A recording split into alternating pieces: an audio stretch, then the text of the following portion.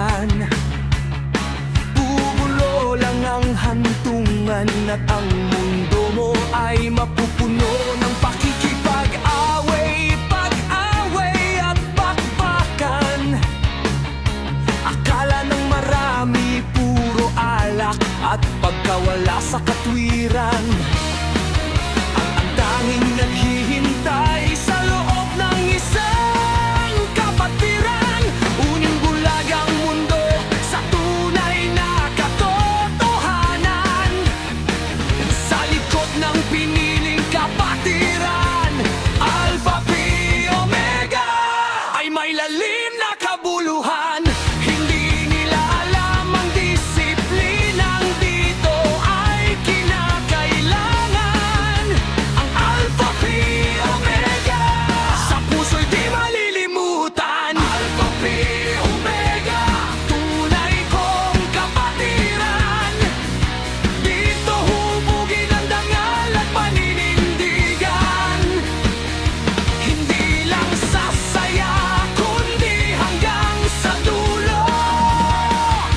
Paglilingkod sa kapwa, yan ang aming ginto.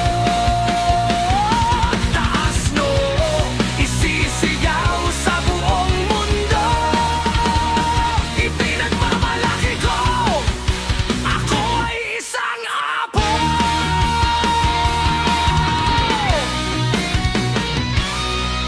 Dito hinubog ang pagkatao upang maging marangal, maging kapaki-pakinabang, may takot at may asal, maglingkod sa lipunan ng walang hinihintay na kapalit, magtulungan sa hirap kahit ang mundo ay malupit, matutong magpakumbaba, maging tapat at tunay, maging lider na handang mag-alay ng buhay.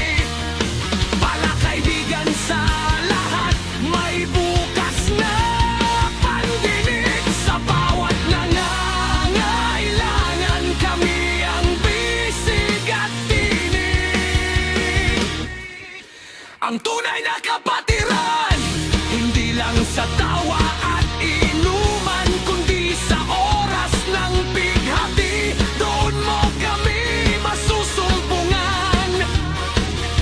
Tumamay sa kapwa, lalo na't sila'y gipit.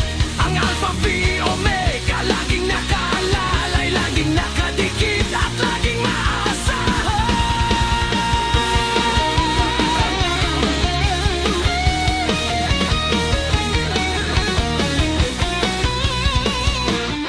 Kaya't sa